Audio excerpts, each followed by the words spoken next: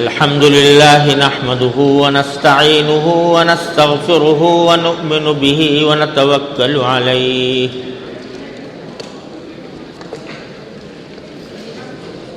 ونعوذ بالله من شرور أنفسنا ومن سيئات أعمالنا من يهده الله فلا مضل له ومن يضلله فلا هادي له وأشهد أن لا إله إلا الله وحده لا شريك له وأشهد أن سيدنا وسندنا ونبينا ومولانا محمدا عبده ورسوله صلى الله تعالى عليه وعلى آله وأصحابه وبارك وسلم تسليما كثيرا.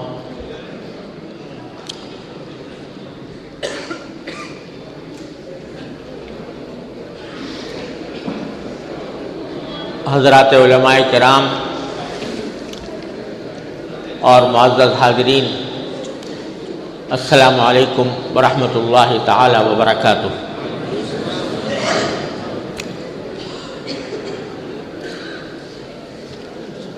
میں اللہ جل جلالہ کا کس زبان سے شکر ادا کروں کہ اس نے اپنے فضل و کرم سے ایک ایسے مبارک اجتماع میں شرکت کی توفیق عطا فرمائی جو خالصتاً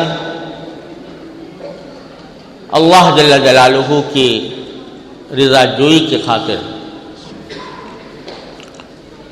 منعقد ہے، اور یہ بات قابل صد مبارکباد ہے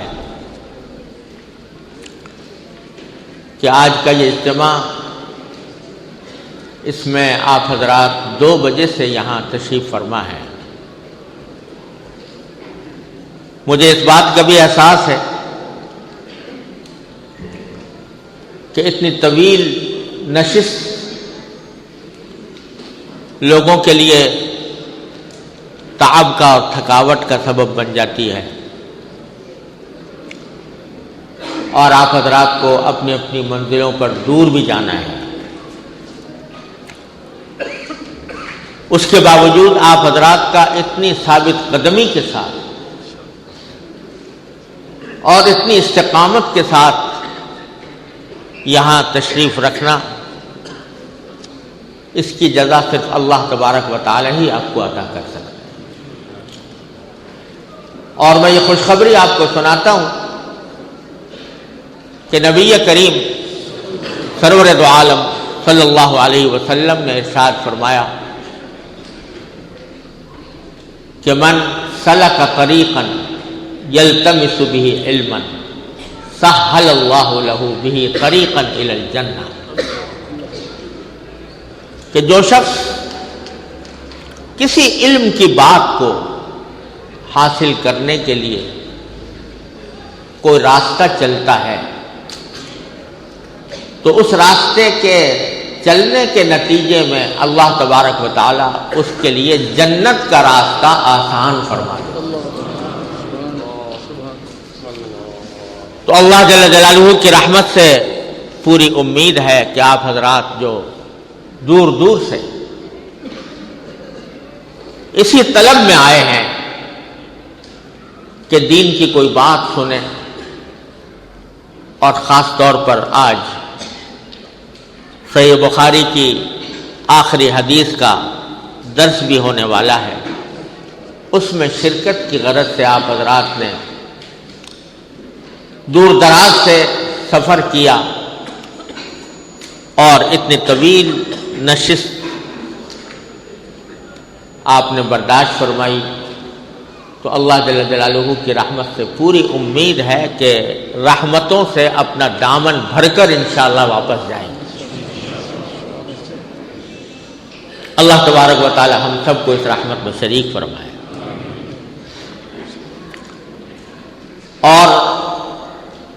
میں اپنے جذبات کا صحیح اظہار کرنے کے لیے مناسب الفاظ نہیں پاتا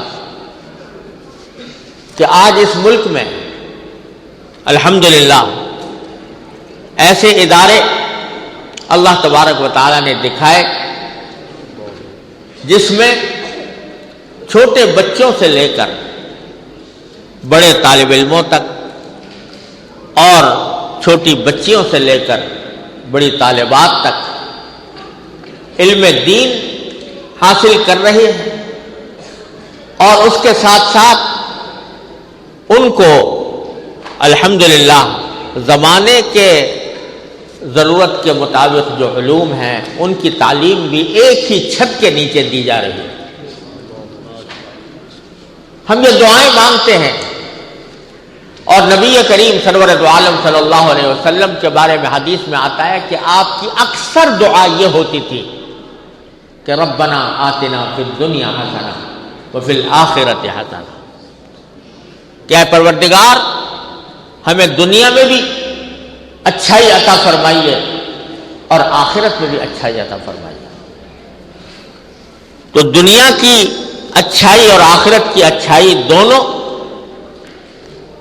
قسم کے علوم کو اس طرح یکجان کر کے کہ دنیا بھی آخرت کے زینہ بن جائے، یہ اللہ جل جلالہ کا اتنا بڑا کرم ہے اور اتنی بڑی خوشی کی بات ہے کہ اس کے اظہار کے لیے میرے پاس الفاظ نہیں۔ اور جن حضرات نے اس قسم کے ادارے قائم کرنے اور اس کے ساتھ تعاون کرنے میں حصہ لیا، اللہ تبارک و تعالی اپنی بہترین جزا ان کو عطا فرمائے، کیونکہ اس ملک کا خاص طور پر آج صبح بھی میں عرض کر رہا تھا، اس ملک کا سب سے بڑا مسئلہ نئی نسلوں کا تحفظ ہے، اور اس کا تحفظ ان تعلیمی اداروں کے بغیر نہیں ہو سکتا۔ جو مسلمان خود قائم کریں اپنے مزاج، اپنے مذاق، اپنے دین کے لحاظ سے وہاں پر طلباء اور طالبات کی تربیت ہو۔ الحمدللہ یہ فریضہ اس ادارے میں حسن و خوبی کے ساتھ انجام دیا جا رہا ہے۔ اللہ تعالی ہمارے نوجوان عالم حضرت مولانا لقمان صاحب کو اس کی بہترین جزا عطا فرمائے، اور ان کی عمر میں اور علم میں اور عمل میں برکتیں عطا فرمائے، اور ان کے ساتھ تعاون کرنے والوں کو بھی اللہ تعالیٰ بہترین جزا دنیا و آخرت میں عطا فرمائے۔ پھر میں ان طالبات کو تہہ دل سے مبارکباد پیش کرتا ہوں۔ 25 طالبات الحمدللہ دورہ حدیث کی تکمیل کر کے فارغ ہو رہی ہیں۔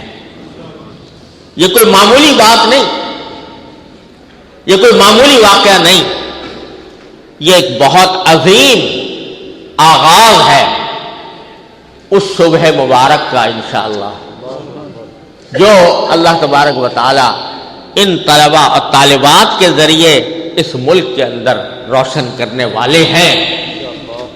اگر یہ جد و جہد، اگر یہ جذبہ اسی طرح جاری رہا تو انشاءاللہ اللہ تبارک و تعالیٰ کی رحمت سے اس ملک کے اندر بھی اللہ کی رحمت سے دین کا، اسلام کا نور چمکے گا۔ اور وہ جو مولانا حضرت مولانا سعید احمد صاحب فرما رہے تھے کہ یہ سفر ہے ظلمات سے نور کی طرف، اندھیریوں سے روشنی کی طرف، اللہ تعالیٰ اس سفر کو جاری اور ساری فرمائے۔ ان تمہیدی کلمات کے بعد مجھے یہ سعادت بخشی گئی ہے کہ ان طالبات کو صحیح بخاری کے آخری باب اور آخری حدیث کا درس دینے کی سعادت حاصل کروں۔ سچی بات یہ ہے کہ ہم تو اس لائق بھی نہیں کہ نبی کریم سرور دو عالم صلی اللہ علیہ وسلم کا اسم گرامی بھی زبان سے لیں۔ 1000 بار بشویم دہن ز مشک و گلاب، 1000 بار بشویم دہن ز مشک و گلاب، ہنوز نام تو گفتن کمال بے ادبی، کہ میں اپنے منہ کو 1000 مرتبہ مشک اور گلاب سے دھو لوں، پھر بھی آپ کا نام مبارک اس گندی زبان سے لینا بے ادبی۔ اصل تو بات یہ تھی، لیکن یہ کرم ہے اللہ تبارک و تعالیٰ کا اور شفقت ہے نبی کریم سرور دو عالم صلی اللہ علیہ وسلم کی کہ ہم کو نہ صرف اس نام نامی کے لینے کی اجازت دی، بلکہ آپ کے دہان مبارک سے جو پرنور کلمات ادا ہوئے اس کو پڑھنے اور پڑھانے کی بھی توفیق اللہ تبارک و تعالیٰ نے عطا فرمائی۔ تو یہ آخری باب ہے صحیح بخاری، اور امام بخاری رحمۃ اللہ علیہ اللہ تعالیٰ ان کے درجات بلند فرمائے، اللہ تعالیٰ نے ان کو عجیب کمال عطا فرمایا تھا۔ میں عرض کیا کرتا ہوں کہ جو ہمارے عرب کے باشندے ہیں،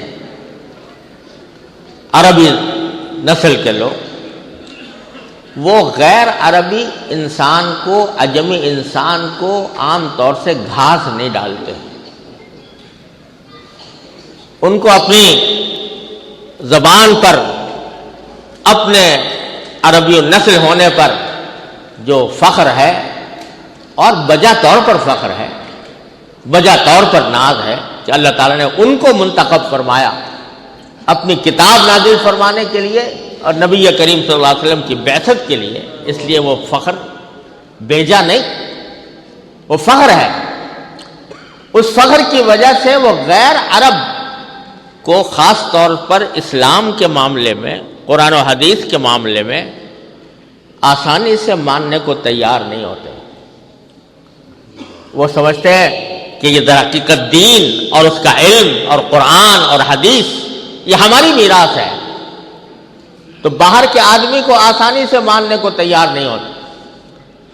لیکن یہ امام بخاری ہیں، بخارا کے رہنے والے، ازبکستان کے باشندے، جو عربی زبان پر جن کی قدرت میں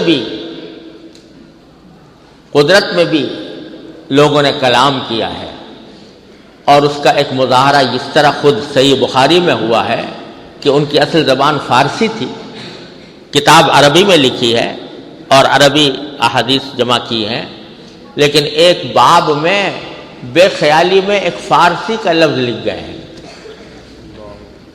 یذکر فی ھذا الباب ہم ھذا الحدیث، یہ لکھا ہے کہ اس باب میں یہ حدیث بھی ذکر کرنی چاہیے، تو بھی کے لیے عربی زبان میں ایضاً کا لفظ ہوتا ہے، ایضاً کے بجائے فارسی کا ہم لفظ لکھ گئے ہیں۔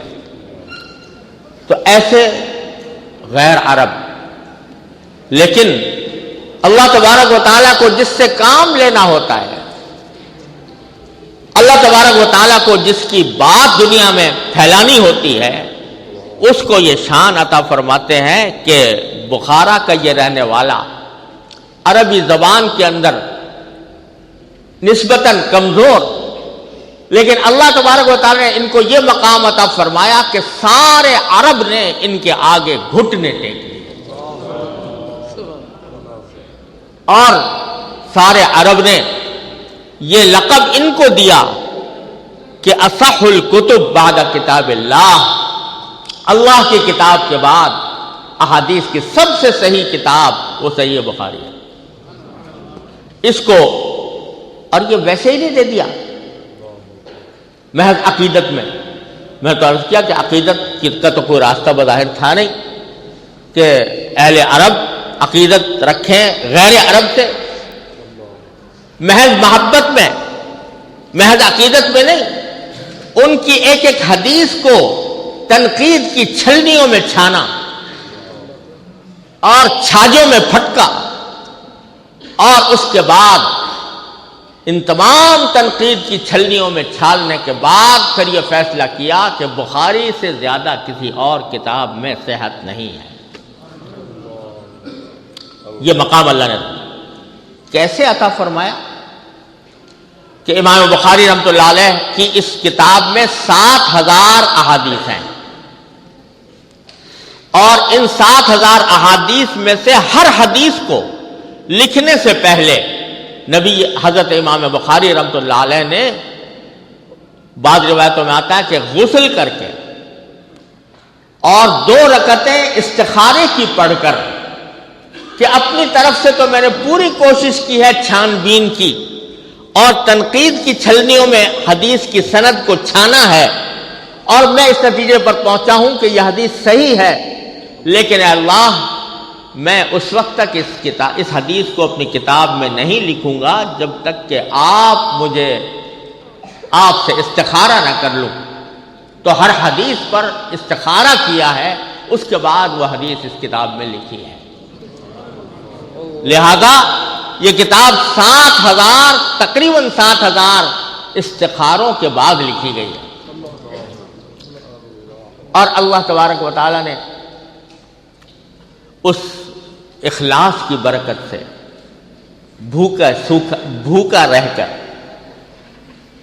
ایک مرتبہ امام بخاری رحمۃ اللہ علیہ کو تکلیف ہو گئی تھی تو کسی طبیب کے پاس گئے، اس نے ان کا فضلہ ٹیسٹ کیا، یعنی جو فضلہ ٹیسٹ کیا یہ دیکھنے کے لیے کیا بیماری ہے، تو ٹیسٹ کر کے اس نے کہا یہ ایسا شخص ہے کہ جس نے سال سے سالن نہیں کھایا، پتہ نہیں کتنے دنوں تک باداموں پر گزارا کیا ہے، 3 بادام ایک وقت میں بس۔ غرض اللہ تبارک و تعالیٰ نے یہ مقام ان کو بخشا ہے، اور اس میں ایک خاص وصف جو امام بخاری رحمۃ اللہ علیہ کو اللہ تبارک و تعالیٰ نے عطا فرمایا وہ یہ کہ احادیث کی ترتیب اور اس کے اوپر باب قائم کرنے کا جو سلیقہ امام بخاری کو عطا ہوا، اس کے بارے میں کہا جاتا ہے کہ فقہ البخاری فی تراجمہ، چنانچہ آخری باب ہے یہ، اور اس باب میں ایک ہی حدیث روایت کی ہے، اور امام بخاری رحمۃ اللہ علیہ کا طریقہ یہ ہے کہ جب وہ باب کا عنوان قائم کرتے ہیں تو کوئی حدیث، کوئی قرآن کریم کی آیت لانے کی کوشش کرتے ہیں کہ باب میں کوئی قرآن کریم کی آیت آئے، اور بعد میں حدیث ذکر کرتے ہیں یہ بتانے کے لیے، جو مجھ سے پہلے حضرت مولانا طاہر صاحب فرما رہے تھے کہ در حقیقت حدیث جو ہے وہ قرآن کریم کی تفسیر ہے، قرآن کریم متن ہے، اور احادیث رسول اللہ صلی اللہ علیہ وسلم اس کی تشریح ہے۔ اس لیے یہ باب قائم کیا، باب قول اللہ تعالی وَنَضَعُ الْمَوَازِينَ الْقِسْطَ لِيَوْمِ الْقِيَامَةِ، اس آیت کریمہ کو اپنے باب کا عنوان بنایا، جس میں اللہ تبارک و تعالیٰ فرماتے ہیں کہ ہم انصاف قائم کرنے کے لیے آخرت میں قیامت کے دن انصاف قائم کرنے کے لیے ہم ترازویں رکھیں گے جن میں اعمال کو تولا جائے گا، انسانوں کے اعمال کو تولا جائے گا۔ نضع الموازین القسط لیوم القیامہ فلا تظلم نفس شیئا، وزن کرنے کے نتیجے میں کسی بھی انسان پر کوئی ظلم نہیں ہوگا۔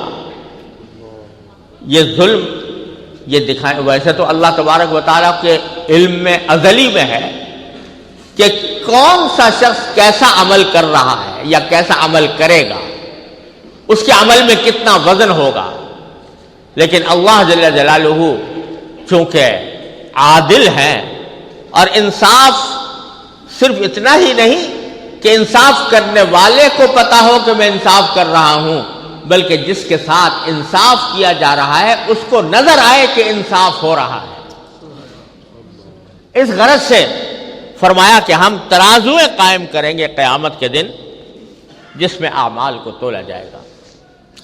اس باب پر امام بخاری رحمۃ اللہ علیہ نے اپنی کتاب کو ختم کیا ہے، اور بتلانا در حقیقت یہ مقصود ہے کہ نبی کریم سرور دو عالم محمد مصطفیٰ صلی اللہ علیہ وسلم کی تعلیمات میں نے اس کتاب میں شروع سے آخر تک بیان کر دی کہ ایمان کیسا ہونا چاہیے، علم کیسا حاصل کرنا چاہیے، طہارت، صلاۃ، زکوٰۃ، حج، قربانی اور معاملات، نکاح، طلاق، بے شرا، خرید و فروخت، اخلاق، معاشرت، ان سب شعبوں کے بارے میں سرکار دو عالم صلی اللہ علیہ وسلم کی تعلیمات تو میں نے بیان کر دی، لیکن جاتے جاتے یہ بات سنتے جاؤ کہ جو عمل بھی تم کرو گے اور جو بات بھی منہ سے نکالو گے، یاد رکھو کہ آخرت میں اللہ تبارک و تعالیٰ کے ہاں اس کا وزن ہوگا۔ چنانچہ فرمایا کہ باب قول اللہ عز وجل وَنَضَعُ الْمَوَازِينَ الْقِسْطَ لِيَوْمِ الْقِيَامَةِ وَأَنَّ أَعْمَالَ بَنِي آدَمَ وَقَوْلَهُمْ يُوزَنُ، کہ تمام بنی آدم کے اعمال بھی تولے جائیں گے اور اقوال بھی تولے جائیں گے، منہ سے نکلنے والی باتیں بھی تولی جائیں گی، منہ سے نکلنے والا ایک ایک کلمہ بھی تولا جائے گا۔ تو اعمال تولے جائیں گے، یعنی جو کوئی عمل انسان نے کیا اچھا یا برا اس کا وزن ہوگا، اور اچھے عمل کے وزن ہونے کا مطلب یہ ہے کہ نمازوں کا وزن، روزوں کا وزن، صدقات کا وزن، خیرات کا وزن اور لوگوں کے ساتھ تعلقات کا وزن، ان سب اعمال کو تولا جائے گا۔ اشارہ یہ کرنا چاہتے ہیں کہ دیکھو یہ نہیں فرمایا کہ اعمال کو گنا جائے گا، اعمال کی گنتی کا ذکر نہیں، اعمال کو تولنے کا ذکر ہے۔ اور یہ در حقیقت قرآن کریم نے فرمایا کہ خلق الموت والحیات لیبلوکم ایکم احسن عملا، اللہ نے یہ موت اور زندگی اس لیے پیدا کی ہے تاکہ تمہیں آزمائے کہ تم میں سے کس کا عمل زیادہ اچھا ہے۔ یہ نہیں فرمایا کہ کس کا عمل گنتی میں زیادہ ہے، بلکہ کس کا عمل زیادہ اچھا ہے۔ اللہ تبارک و تعالیٰ کے ہاں قابل قبول کون سا عمل ہے؟ وہ وزن کیسے پیدا ہو، عمل میں وزن کیسے آئے؟ یعنی یہ ہو سکتا ہے کہ نمازیں بہت ساری ہیں معاذ اللہ لیکن وزن کچھ بھی نہیں، یہ ہو سکتا ہے کہ ایک سجدہ ہے لیکن اس کا وزن ہزاروں نمازوں پر بڑھ گیا۔ یہ وزن کس طرح پیدا ہوتا ہے؟ امام بخاری اپنی زبان حال سے فرما رہے ہیں کہ اگر یہ معلوم کرنا ہو کہ وزن کیسے پیدا ہوتا ہے تو میری کتاب کی پہلی حدیث کو دیکھ لو۔ وہ پہلی حدیث کیا ہے؟ انما الاعمال بالنیات، تمام اعمال کا دار و مدار نیتوں پر ہے۔ اگر کوئی عمل خلوص کے ساتھ، اخلاص کے ساتھ اللہ تبارک و تعالیٰ کی رضا کی خاطر انجام دیا جائے گا تو اس میں وزن پیدا ہو جائے گا، چاہے وہ دیکھنے میں کتنا ہی معمولی کیوں نہ ہو، دیکھنے میں چھوٹا نظر آ رہا ہے، لیکن اگر جتنا اخلاص اس میں زیادہ ہوگا اتنا ہی اللہ تبارک و تعالیٰ کے ہاں اس کا وزن ہوگا، قابل قبول ہوگا۔ اگر وہ صرف اس لیے کیا جا رہا ہے کہ میرا اللہ راضی ہو جائے، مجھے مخلوق سے غرض نہیں، مخلوق اس کو اچھا کہے یا برا کہے، مخلوق اس کی تعریف کرے یا مذمت کرے، مجھے تو جو کرنا ہے وہ اللہ جل جلالہ کی رضا کے لیے کرنا ہے، جس کی علامت یہ ہے کہ پھر آدمی کو اس بات کا انتظار نہ ہو کہ دوسرا کوئی تعریف کرے۔ انما نطعمکم لوجہ اللہ لا نرید منکم جزاء ولا شکورا، کسی کو صدقہ کیا ہے تو فرمایا کہ یہ وہ لوگ ہیں کہ جو یہ کہتے ہیں کہ ہم تو تمہیں صرف اس لیے کھانا کھلا رہے ہیں تاکہ اللہ راضی ہو جائے۔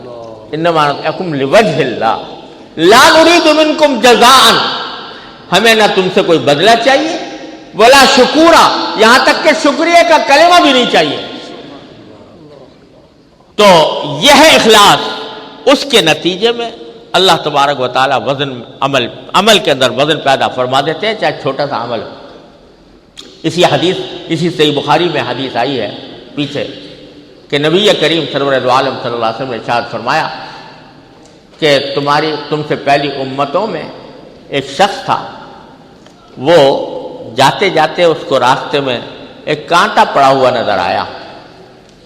اس نے سوچا کہ اللہ کی مخلوق کو اس سے تکلیف ہوگی، اور اللہ تعالیٰ مخلوق کے ساتھ محبت کرنے اور مشفقت کرنے اور ان کو تکلیف سے بچانے پر اللہ تعالیٰ راضی ہوتے ہیں۔ یہ تصور کر کے اس نے کانٹا وہاں سے راستے سے ہٹا کر دور پھینک دیا تاکہ آنے والوں کو، گزرنے والوں کو تکلیف نہ ہو۔ تو سرکار دو عالم صلی اللہ علیہ وسلم یہ واقعہ بیان کر کے فرماتے ہیں فَشَكَرَ اللَّهُ لَهُ فَغَفَرَ لَهُ۔ اللہ تبارک و تعالی نے اس کے اس عمل کی اتنی قدردانی فرمائی کہ اس کی مغفرت فرما دی، اس کی مغفرت فرما دی۔ تو بتاؤ کہ کانٹا دور کر دینا، راستے سے کانٹا ہٹا دینا، یہ کوئی بہت بڑا جلیل القدر عمل تو نظر نہیں آ رہا، چھوٹا سا عمل ہے، لیکن پتہ نہیں کس اخلاص سے اس اللہ کے بندے نے کیا تھا کہ اس میں یہ وزن پیدا ہو گیا کہ اس کے نتیجے میں اللہ تعالیٰ نے اس کی مغفرت فرما دی۔ اسی لیے حدیث میں فرمایا گیا، نبی کریم سرور دو عالم صلی اللہ علیہ وسلم نے ارشاد فرمایا کہ لا تحقرن من المعروف شیئا، کسی بھی نیکی کے کام کو کبھی حقیر نہ سمجھو۔ یہ شیطان کا بہت بڑا دھوکہ ہوتا ہے، آدمی سوچتا ہے کوئی تھوڑا سا نیکی کرنے کا موقع آیا، چھوٹی سی نیکی کرنے کا، شیطان بہکاتا ہے کہ تمہارے گناہ تو اتنے زیادہ ہیں کہ اگر یہ چھوٹی سی نیکی کر لو گے تو کون سا بھاڑ جھونک لو گے، کون سا تیر مار لو گے، تمہارے گناہوں کا اتنا انبار ہے، ایک چھوٹی سی نیکی کیا کرے گی۔ لیکن سرکار دو عالم صلی اللہ علیہ وسلم فرماتے ہیں کسی نیکی کو حقیر سمجھ کر نہ چھوڑو، کیا پتہ اللہ تبارک و تعالیٰ اسی نیکی کے بدولت تمہارا بیڑا پار کر دے۔ میں نے اپنے والد ماجد حضرت مولانا مفتی محمد شفیع صاحب رحمۃ اللہ علیہ سے یہ واقعہ پتہ نہیں کتنی مرتبہ سنا کہ حضرت عبداللہ ابن مبارک رحمۃ اللہ علیہ بڑے درجے کے جلیل القدر محدث ہیں، فقیہ ہیں، امام ہیں اور صاحب دل ہیں، صوفی بزرگ ہیں۔ وہ رات کو جب تہجد کی نماز کے لیے کھڑا ہوا کرتے تھے تو تہجد کی نماز کے لیے اس طرح کھڑے ہوتے تھے جیسے کوئی لکڑی گاڑ دی گئی ہے، بے حس و حرکت، اور لمبی رکعتیں پڑھا کرتے تھے۔ جب ان کا انتقال ہوا تو کسی نے ان کو خواب میں دیکھا اور پوچھا کہ اللہ تبارک و تعالیٰ نے آپ کے ساتھ کیا معاملہ فرمایا؟ تو حضرت عبداللہ بن مبارک نے فرمایا کہ الحمدللہ اللہ تعالیٰ نے مجھ پر بڑا کرم فرمایا اور میری مغفرت فرمائی، اور مجھے اللہ تعالیٰ نے بڑے درجات عطا فرمائے۔ یہ سب کچھ ہے، لیکن میرے گھر کے پاس ایک لوہار رہا کرتا تھا، جو درجہ اس کو ملا وہ مجھے نہ مل سکا۔ لوہار جو لوہا پیٹا کرتا تھا، جو درجہ اس کو ملا وہ مجھے نہ ملا۔ جس شخص کا خواب دیکھا تھا اس نے کہا کہ اللہ کے کوئی لوہار عبداللہ بن مبارک سے بھی آگے بڑھ گیا، تو اس کے گھر جا کر اس کی اہلیہ سے بات چیت کی کہ بھائی تمہارے شوہر میں کیا کوئی خاص بات تھی جس کی وجہ سے اللہ تبارک و تعالیٰ نے اس کو یہ مقام عطا فرمایا؟ تو اس عورت نے کہا، اس کی بیوی نے، کہ ویسے تو وہ ایک بیچارے بظاہر دنیا دار آدمی تھے، لوہا پیٹتے رہتے تھے دن بھر، لیکن دو باتیں تھیں ان میں۔ ایک بات تو یہ تھی کہ جب نماز کی اذان کی آواز آتی، حی علی الصلاح حی علی الفلاح، تو اگر انہوں نے ہتھوڑا اپنے سر کے اوپر اٹھایا ہوا ہے لوہے پر مارنے کے لیے، تو یہ گوارا نہیں کرتا تھا کہ وہ ضرب لا کر لوہے پر لگا دے، اگر ایسے اٹھایا ہوا ہے تو پیچھے پھینک دیتا تھا اور پیچھے پھینک کر نماز کی طرف روانہ ہو جاتا تھا۔ ایک تو اس کا یہ عمل تھا، اور دوسرا عمل یہ تھا کہ ہمارے گھر کے برابر میں ایک بزرگ رہتے تھے، عبداللہ ابن مبارک رحمۃ اللہ علیہ رات کو جب تہجد کے لیے کھڑے ہوتے تو ایسا معلوم ہوتا تھا کہ لکڑی کھڑی ہوئی ہے.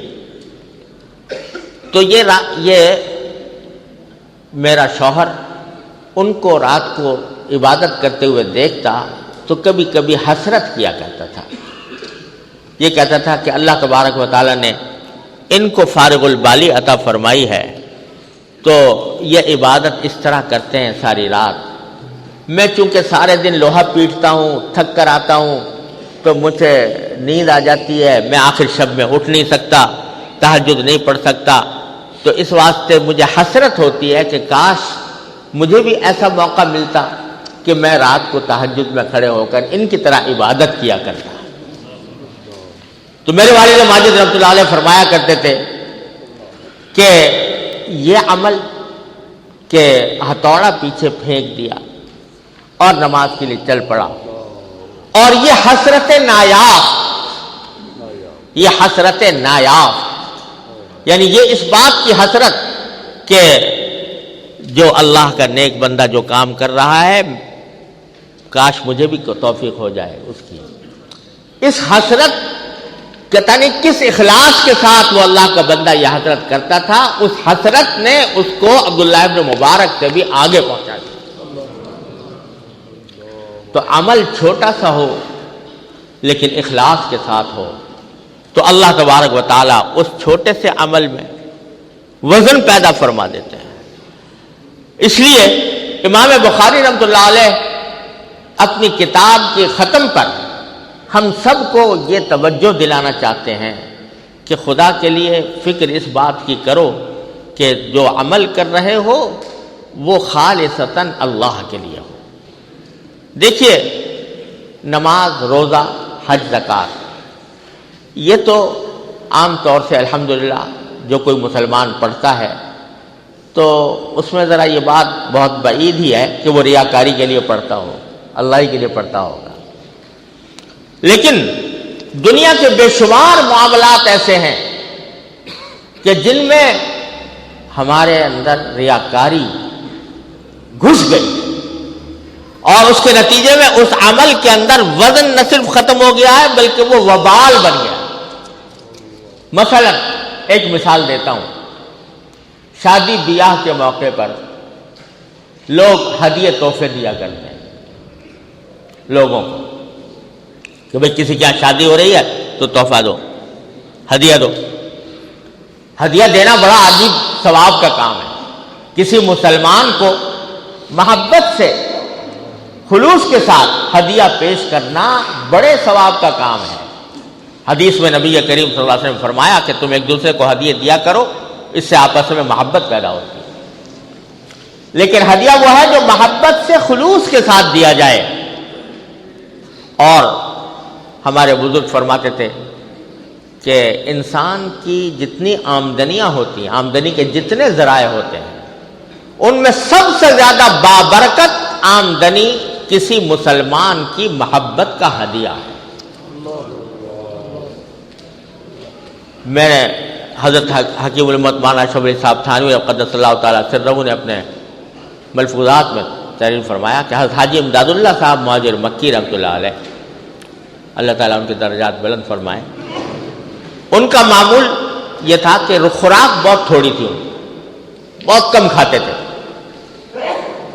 اور کوئی بھی چیز آتی تو بہت معمولی کبھی کھاتے تھے کبھی نہیں کھاتے تھے. لیکن کوئی مسلمان اگر کوئی ہدیہ لے کر آیا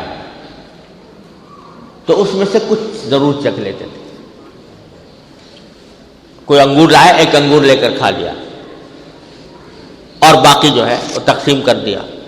اور فرماتے تھے کہ کسی مسلمان کی محبت کے ہدیے میں جو برکت ہے وہ سارے ذرائع آمدنی سے زیادہ ہے، لہذا میں اس کی برکت کے لیے کچھ نہ کچھ ضرور لے لیتا ہوں. اتنی برکت کی چیز ہے مسلمان کا ہدیہ، کسی کو جو محبت کے ساتھ دیا جائے. لیکن ہم نے اس ثواب کے عمل کو، اس بابرکت عمل کو نام و نمود اور دکھاوے کا عمل بنا کر اس کو تباہ کر دیا. اب شادی بیاہ کے موقع پر تحفے دیے جاتے ہیں تو اس لیے دیے جاتے ہیں کہ اگر نہیں دیں گے تو ناک کٹ جائے گی.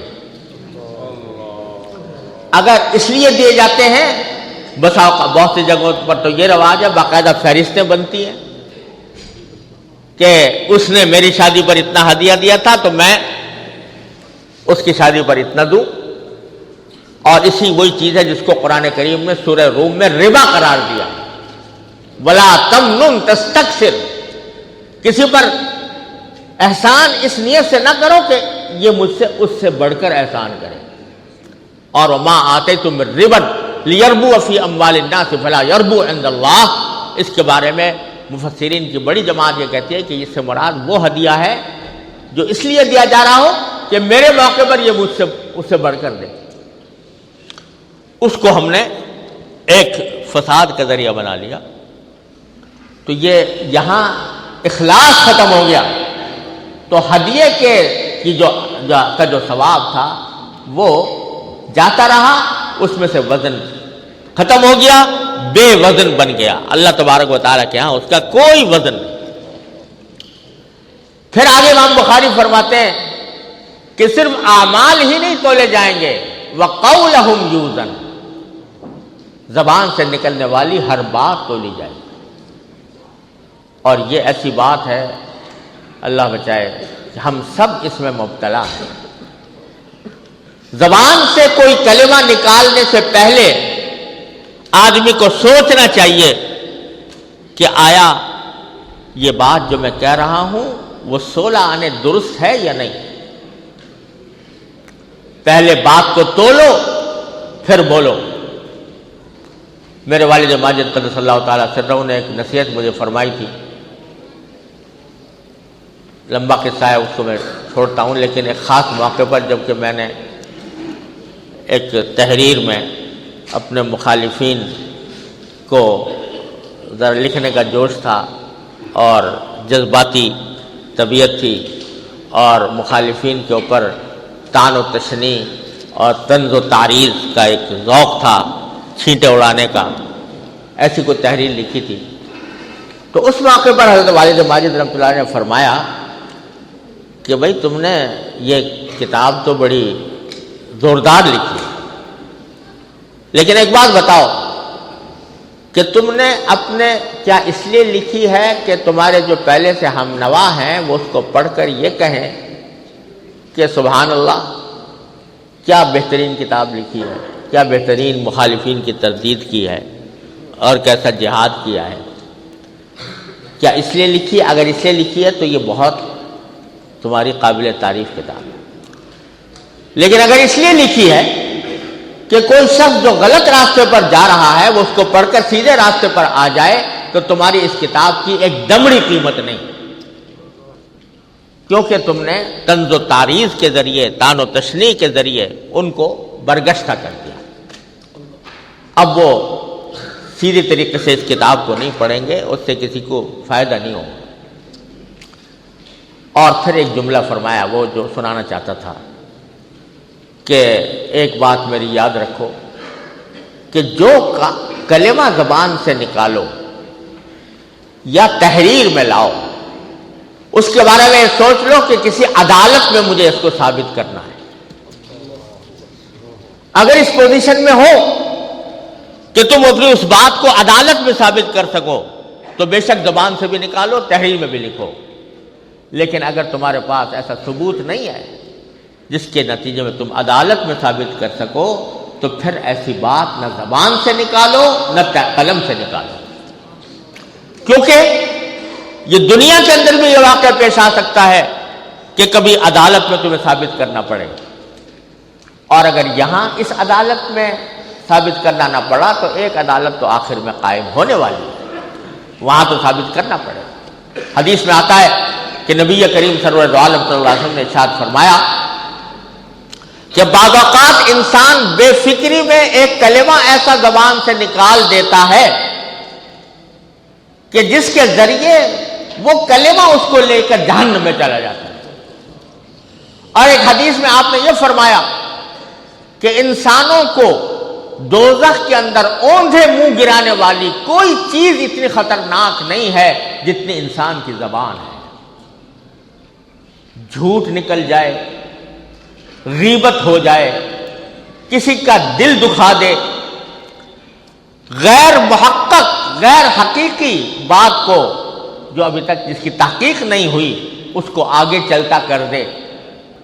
کفا بالمرء کذبا ان یحدث بکل ما سمع، افواہیں پھیلا دے۔ یہ ساری باتیں زبان سے انسان کے نکلتی ہیں، اور یہ انسان کو حدیث میں فرمایا کہ جہنم میں اوندھے منہ گرانے والی کوئی چیز اتنی زیادہ خطرناک نہیں جتنی انسان کی زبان ہے۔ اسی لیے جب انسانوں کی تربیت کے لیے لوگ صوفیاء کرام کے پاس جاتے تھے تو ان کو تربیت سب سے پہلا سبق ہوتا ہے قلت کلام، بات کم کرو، بات کم کرو، صرف ضرورت کے موقع پر بولو، اور جب بولو تو سوچ سمجھ کر بولو کہ جو بات کہہ رہے ہو وہ 16 آنے درست ہے یا نہیں، اس کو ثابت کر سکتے ہو یا نہیں کر سکتے، کیونکہ تولا جائے گا۔ آج تو سائنس نے آج یہ بات کہی ہے کہ انسان کے منہ سے جو آوازیں نکلتی ہیں وہ فضا میں محفوظ رہتی ہیں۔ کوششیں بھی ہو رہی ہیں کہ پچھلے زمانے کی آوازوں کو واپس لایا جائے، سنوایا جائے۔ آج سائنس کہتی ہے ساری آوازیں فضا میں محفوظ ہیں، لیکن قرآن نے 14 سال پہلے فرمایا تھا ما یلفظ من قول الا لدیہ رقیب عتید، جو کلمہ تمہاری زبان سے نکلتا ہے کہیں جا کر ریکارڈ ہو رہا ہے اللہ تبارک و تعالیٰ کی بارگاہ میں، جواب دینا ہوگا کہ تم نے یہ بات کیسے کہہ دی۔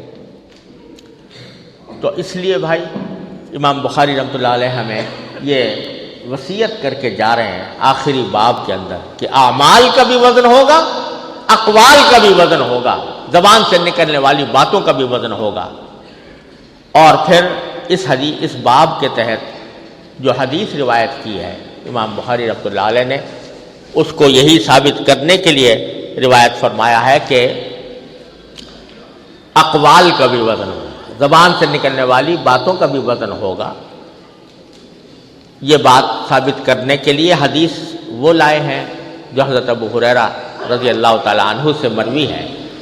قال یہ میں پڑھ دیتا ہوں حدیث بسند المتصل من الامام البخاری رحمہ اللہ تعالی قال حدثنا احمد بن اشکاب قال حدثنا محمد بن فضیل عن عمارة بن القعقاع عن ابی زرعہ عن ابی ہریرہ رضی اللہ تعالی عنہ قال قال النبی صلی اللہ علیہ وسلم کلمتان حبیبتان الی الرحمن خفیفتان علی اللسان ثقیلتان فی المیزان سبحان اللہ وبحمدہ سبحان اللہ العظیم۔ یہ آخری حدیث ہے جو امام بخاری رحمۃ اللہ علیہ لائے ہیں، اور امام بخاری کے بھی عجیب لطائف ہیں۔ یہ حدیث اس سے پہلے دوسری سند سے امام بخاری رحمۃ اللہ علیہ نے 2 جگہ اور بھی پہلے روایت کی ہے۔ کتاب الایمان میں ایک جگہ لائے ہیں اور ایک دوسری جگہ، 3 جگہ امام بخاری نے یہ حدیث نکالی ہے۔ لیکن یہاں جو امام بخاری یہ کرتے ہیں کہ ایک حدیث اگر کئی طریقوں سے آتی ہے، کئی سندوں سے ملتی ہے، تو ہر سند کے ساتھ الگ باب میں اس کو ذکر کرتے ہیں۔ تو یہاں جو حدیث لائے ہیں وہ احمد ابن اشکاب سے لائے، اپنے جو ان کے استاد ہیں ان کا نام ہے احمد ابن اشکاب۔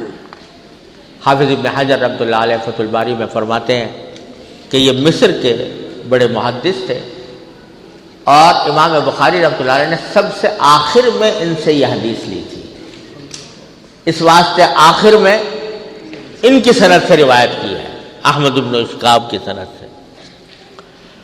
اور اس میں حضرت ابو ہریرہ رضی اللہ تعالیٰ عنہ روایت فرماتے ہیں کہ نبی کریم سرور دو عالم صلی اللہ علیہ وسلم نے ارشاد فرمایا کہ کلمتان حبیبتان الی الرحمن، 2 کلمے ایسے ہیں جو رحمان کو محبوب ہے۔ کہا یہ بھی جا سکتا تھا کہ 2 کلمے ایسے ہیں جو اللہ تبارک و تعالیٰ کو محبوب ہیں، لیکن اللہ جل جلالہ کے اسماء حسنہ میں سے رحمان کا انتخاب فرمایا کہ رحمان کو محبوب ہے۔ رحمان وہ جس کی رحمت عام ہے، اس کو رحمان جس کی رحمت سب پر ہے اس کو محبوب ہے۔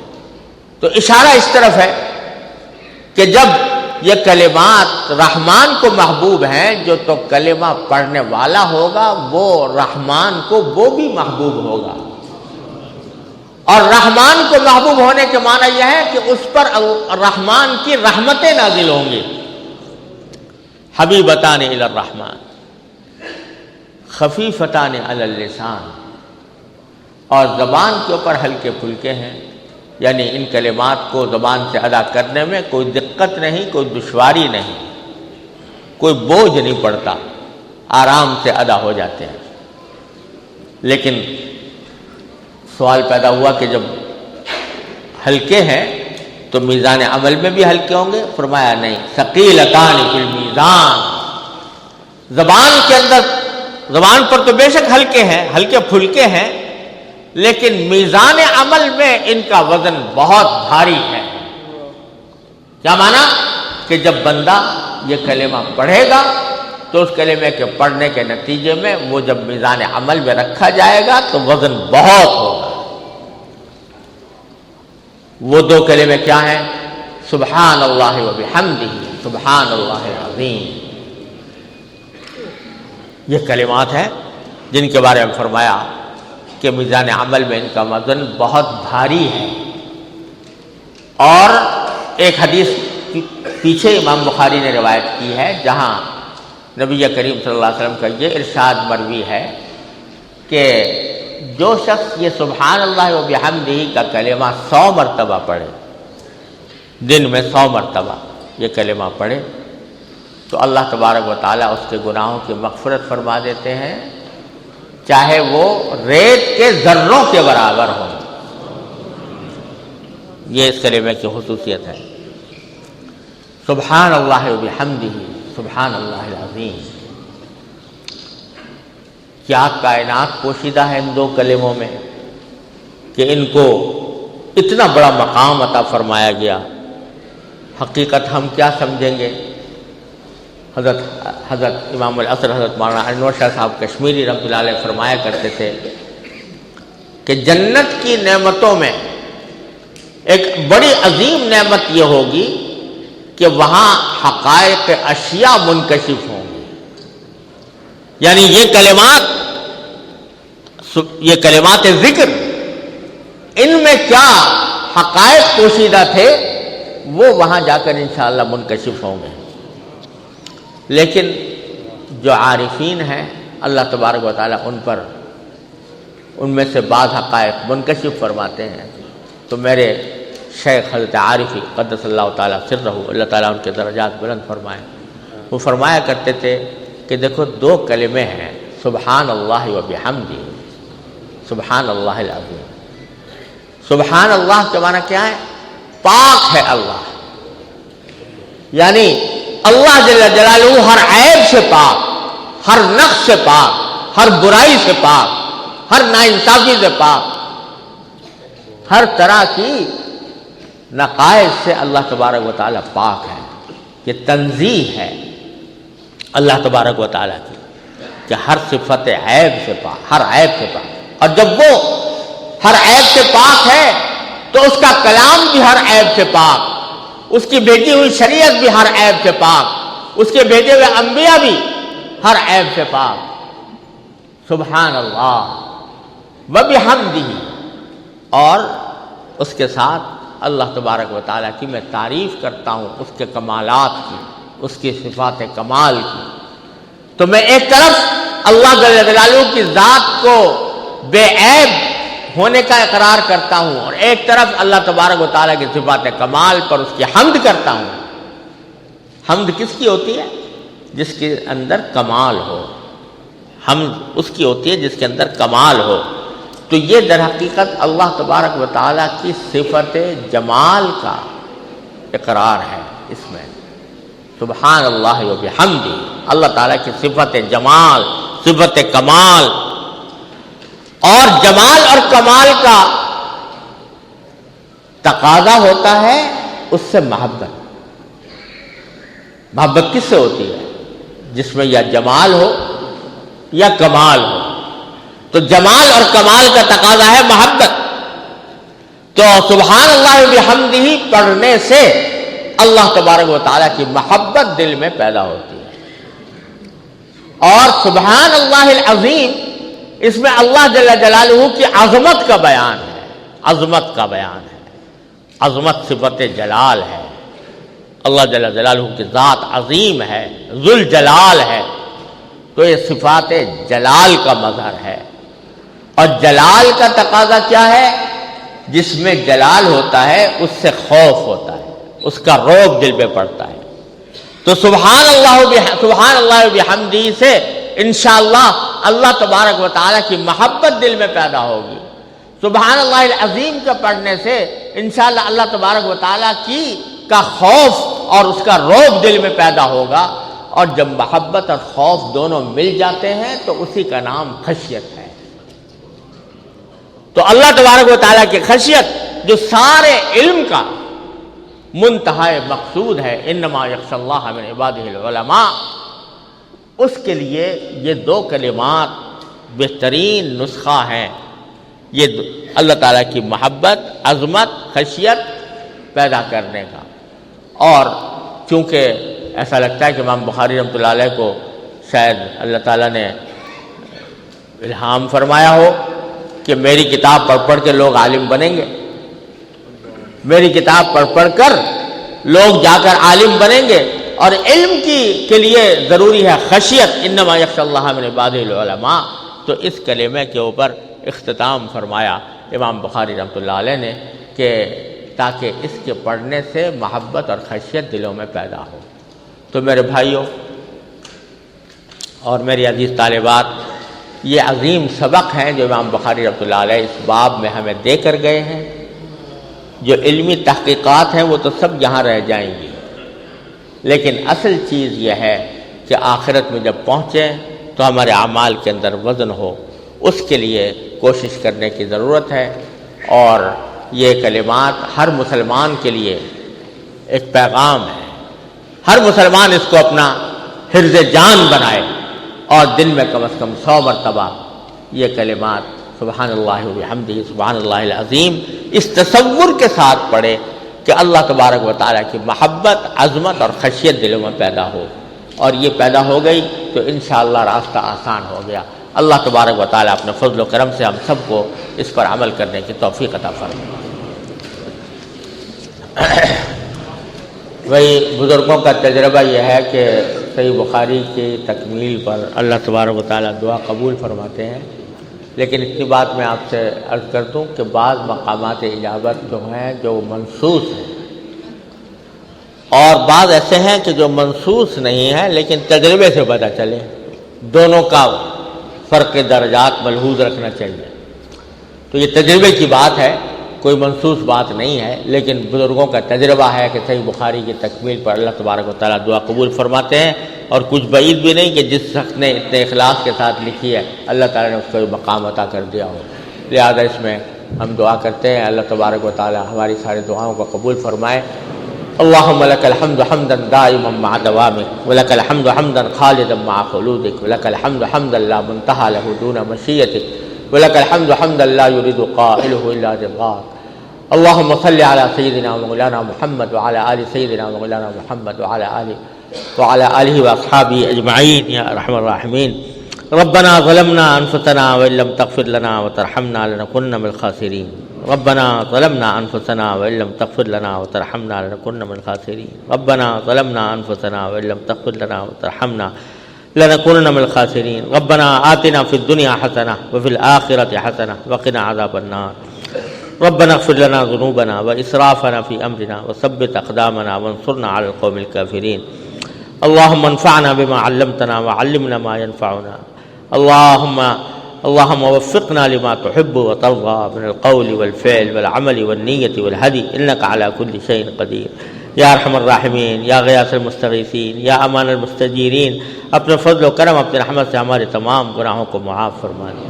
یا اللہ ہمارے تمام گناہوں کو اپنے فضل و کرم سے معاف فرما دے. یا اللہ ہماری مکمل مغفرت فرما. یا اللہ ہم ساری امت کی طرف سے آپ کی بارگاہ میں استغفار کرتے ہیں، اپنی رحمت سے ہم اس امت کی مغفرت فرما دے۔ یا اللہ ہم پر جو شامت اعمال مسلط ہے، اللہ اپنی رحمت سے ہمارے اعمال کی شامت کو دور فرما دے۔ یا اللہ اپنی رحمت سے، اپنے فضل و کرم سے ہمیں اپنے دین کی صحیح سمجھ عطا فرما۔ اے اللہ اس پر عمل کی توفیق عطا فرما، اس پر استقامت عطا فرما۔ یا اللہ ہمارے اعمال و اخلاق کی اصلاح فرما۔ یا اللہ ہمیں نبی کریم سرور دو عالم صلی اللہ علیہ وسلم کی سنتوں پر عمل کی توفیق عطا فرما۔ یا اللہ ہمیں گناہوں سے بچنے کی توفیق عطا فرما۔ یا اللہ اپنی رحمت سے ہر طرح کے گناہوں سے ہمیں بچنے کی توفیق عطا فرما۔ یا اللہ ہر طرح کے گناہوں سے، معصیتوں سے، منکرات سے ہمارے گھر والوں، متعلقین، احباب سب کی حفاظت فرما۔ یا اللہ ہم کمزور ہیں، اے اللہ اپنی رحمت سے ہم بے حوصلہ ہیں، حوصلہ عطا فرما۔ بے ہمت ہیں، ہمت عطا فرما۔ یا اللہ تمام حاضرین اور حاضرات کو ان کے تمام جائز مقاصد میں اپنے فضل و کرم سے کامیابی عطا فرما۔ یا اللہ سب کی پریشانیوں کو دور فرما دے۔